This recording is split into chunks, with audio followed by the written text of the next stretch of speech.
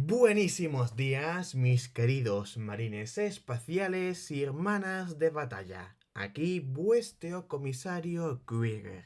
Iniciamos el año nuevo con más herejías alternativas, versiones diferentes de la historia que ya todos conocemos. Aquí cualquier pequeño cambio puede hacer una gran diferencia y llevar la historia por un camino totalmente distinto. Estas historias, sin ser oficiales, se ganan un hueco en el corazón de todos los seguidores de Warhammer 40.000. Sin más preámbulos, comenzamos. La primera herejía que veremos hoy tendrá como protagonista a Vulcan, titulándose la herejía de Vulcan, también conocida como la herejía volcánica.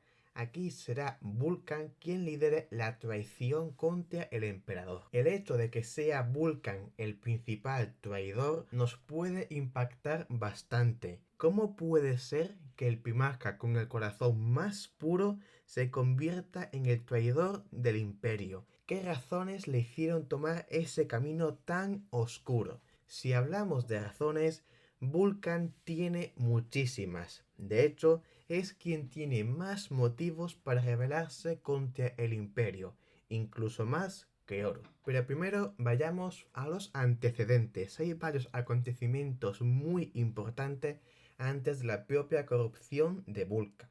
El emperador se retira de la Gran Cruzada, pero no sin antes llevarse a su hijo Magnus para trabajar en un proyecto secreto. No solo esto, sino que nombrará a Perturabo el Pretoriano de Terra, una decisión que tendría mucha importancia.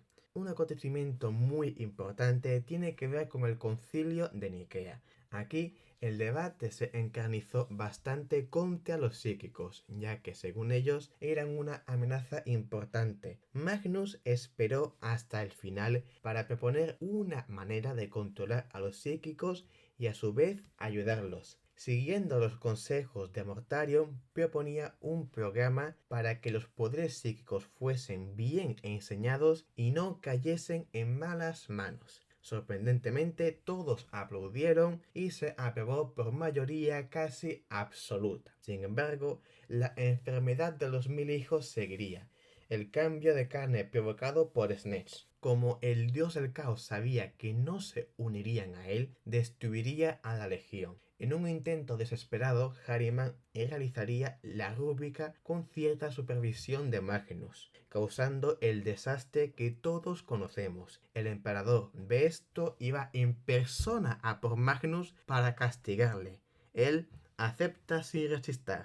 Otro acontecimiento importante es la famosa herida de Horus. Aquí Erebus intentará curarlo no sin antes Abaddon pedirle explicaciones. Erebus le explica qué son los dioses del caos, cómo se alimentan y por qué son tan malos. Conocimiento que mantuvieron en secreto por orden del emperador. Abaddon duda, pero Erebus le da una copia del libro de Lorgar donde se puede leer que aun conociendo esto, los portadores de la palabra seguirán siendo leales. Erebus lo cura, pero Horus irá a Terra a pedirle explicaciones al emperador. Allí, antes de que Horus confronte al emperador, llegará Magnus. Horus le pregunta amenazante por qué esta información tan importante nunca fue contada. Magnus le explica el porqué. Tras la rúbrica de Harriman y llegar a Terra, el emperador le reveló la verdad. Para eliminar a los dioses del caos deben olvidarse. Se está creando un hogar para la humanidad en una dimensión paralela llamada la telaraña, donde los dioses del caos no se pueden alimentar de los pensamientos. Cuando esté listo y se transporte a toda la humanidad a ese refugio, los dioses del caos morirán. Vulcan, en su planeta natal, se siente culpable por algo que pocos recuerdan: las legiones olvidadas. Todo el mundo conoce a los leales, todo el mundo conoce a los traidores, pero nadie se acuerda de las legiones prohibidas. Se sentía culpable por cómo dejó que dos de sus hermanos desapareciesen de la existencia sin dejar rastro. Los dioses del caos hablaron con Vulcan. Él aún creía en el emperador, que hizo todo eso por un bien común. Corne le enseñó que no era así. Le enseñó la batalla de Monte Arad, la batalla de unificación de Terra,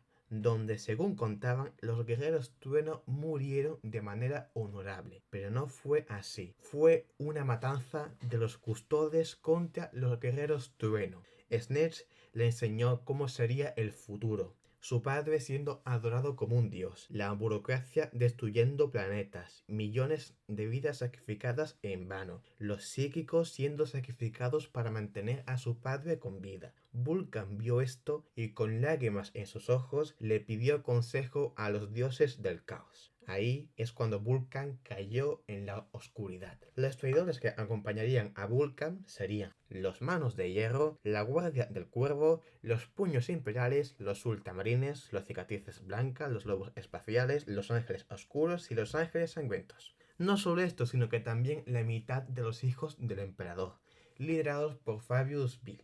Los hijos de Fulgrim tendrían su propia batalla interna dentro de su legión. Y no solo tendrían estos problemas, los Eldar, liderados por Yendet, traicionarían su neutralidad considerando que los humanos siguen siendo primitivos, seguidos por una profecía causarían estragos por un imperio que ya estaba bastante débil. Solo tenían un objetivo, aniquilar cualquier esperanza, ya que solo así podrían eliminar a los dioses del caos. Esta herejía es dura de leer. Vulcan siendo corrompido por el caos y pensando que está siendo bueno, recordando lo que nadie recordaba y al final liderando una rebelión en la que nadie se beneficiaba. Sumado a esto, la intervención de los Aldari a favor de la destrucción del imperio no ayuda en absoluto. El desenlace es muy trágico, llevándose a muchos primarcas por delante, muchos más de los que uno podría esperar. ¿Quién iba a decir que el hijo más puro traería una herejía tan destructiva? La siguiente herejía es la herejía del Lion. No confundir con la herejía del león o la herejía leonita, ya que son dos herejías completamente distintas. Esta herejía no se cuenta todo de golpe, como han sido todos los casos anteriores, donde solo había texto. Aquí la herejía del león ha sido obra de un artista que escribía la historia según dibujaba los diseños de los distintos primarcas. Una manera un poco caótica de hacer la historia, pero igualmente es una muy buena historia. El enlace a su Instagram donde podéis ver todos sus archivos lo tenéis en la descripción. Uno de los acontecimientos importantes es la quema de Monarquía, el planeta de los portadores de la palabra. Aquí Lorgar se da cuenta del error y decide empalar a Erebus, llevándolo como estandarte para toda la vida. Un cambio de mente radical. Se convertiría en un heraldo racional, de sentido común y también con un poco de fe. Se mantuvo fiel a los principios del emperador y estuvo en el bando leal desde el minuto 1. Lionel se reunió con los dioses del caos y ya preparaba la traición desde bastante pronto. Magnus intentó advertir al emperador, pero Lionel no estaba solo. Ordenó a Leman Russ que matase a Magnus y a toda su legión y le tallese su cabeza. Magnus vio como el ritual que estaba haciendo para comunicarse con el emperador era realmente un ritual del dios Snetch. Lo intentó evitar todo. Cuando se quiso dar cuenta, ya era tarde. Leman Russ no solo había venido a por su cabeza, sino para completar el ritual y ascender a príncipe demonio. Lo consiguió, diezmando y sacrificando las semillas genéticas de los 1000 hijos. Escaparon muy pocos, con una muy mala noticia. La herejía había comenzado. Leman, junto con Lionel, el corrompido Yagatai Khan, siervo de Nurgle, y Sanguinus, esclavo de Corne, asediaron Terra con toda la furia de los 4 dioses del caos. Lastimosamente, no contaban con la gran defensa que organizó Perturabo junto con Mortarion, aniquilando a gran parte de los atacantes antes de que llegasen al suelo. Aun con esa ventaja fue una batalla realmente dura. Si algo cabe a destacar es el enfrentamiento entre Horus y Leman Russ. un combate muy feroz, donde Liman intentaba convencer a Horus de que se uniese al caos. Horus, como respuesta, le arranca las alas y acaba con él. La batalla final en el Salón del Trono fue trepidante. Lionel ataca al emperador, apuñalándolo con su espada negra, con los poderes de los 4 dioses del caos. Sin embargo, allí estaría Horus y Ollanius Pius para impedírselo. El emperador muere, pero Horus lo remató a Lionel con la espada de su padre, dejándolo cao. Pero el primarca de los lobos lunares quedaría muy debilitado y se sentaría en el trono dorado para siempre.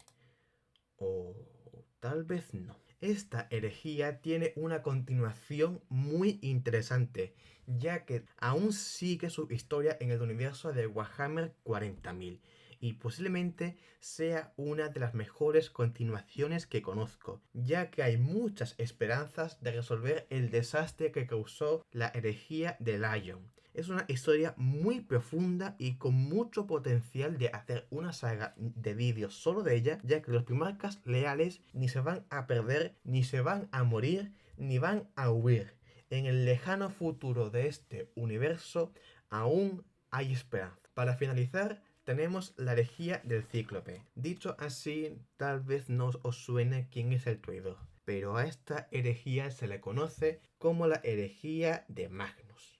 Aquí el primarca de los 1000 hijos será quien lidere esta traición. Este primarca es conocido por ser uno de los más grandes, de los más inteligentes y de los más peligrosos. Ya siendo traidor, era un ser temible. Siendo el traidor principal, es una masacre. En Ancalimón se producirá una masacre. Era un planeta rebelde donde los hijos de Horus, los puños imperiales, los devoradores de mundos y los portadores habían llegado para aplacar. Estaban seguros de que, bueno, pues sería una matanza tranquila, pero ojalá. Los rebeldes, al ver esa superioridad numérica, se usaron a sí mismos como bombas, inyectándose titanio y lanzándose contra el enemigo. A pesar de esa táctica tan deplorable, la mayoría de marines seguían intactos, pero eso no era más que una distracción. Habían lanzado una bomba vírica de grandes proporciones.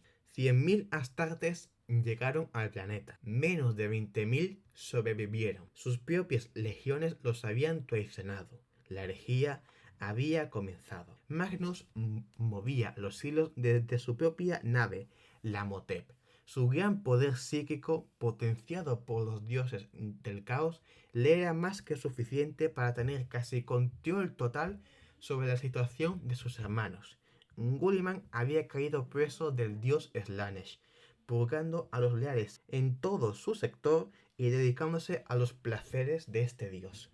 Los cicatrices blancas se pusieron del bando de Magnus y para terminar, los ángeles sangrientos tuvieron que hacer una decisión difícil, o sacrificarse a ellos o matar a Liman Ras y a toda su legión. Escogieron la segunda opción, o más bien Sanguinus la escogió. Todo era parte del plan de Magnus de hacer un nuevo reino, como él lo llamaba. Los ángeles oscuros aniquilaron casi en su totalidad a los aún leales guerreros de hierro. Pero sin embargo, algo no va bien, ya que uno de ellos se revela como Alfarius. La Legión Alfa estaba infiltrada y los traidores no lo tendrían tan sencillo. Esta herejía es simplemente fascinante. El hecho de cómo Magnus lo manipula todo y poco a poco va consiguiendo los apoyos que de otra forma no conseguiría es bastante increíble. Si ya vimos en la herejía clásica cómo Horus condicionaba a varios de sus hermanos, aquí Magnus lo supera en crueldad y en maquiavelismo, ya que gracias a sus propiedades, a su poder de elocuencia y a sus habilidades psíquicas, literalmente se puede decir que puede controlar a sus hermanos casi a voluntad. Y hasta aquí la tercera parte de las herejías alternativas. Espero que os haya gustado, que os haya entretenido y que lo hayáis disfrutado. Si es así, por favor suscribiros al canal y compartid este vídeo por toda la galaxia. Comenta qué te ha parecido, qué te ha llamado más la atención y qué te gustaría ver en el canal. Si vídeos en concreto de una herejía o vídeos de varias herejías en general. Estad atentos que se vienen muchas novedades. Muchas gracias y hasta que la campana vuelva a sonar.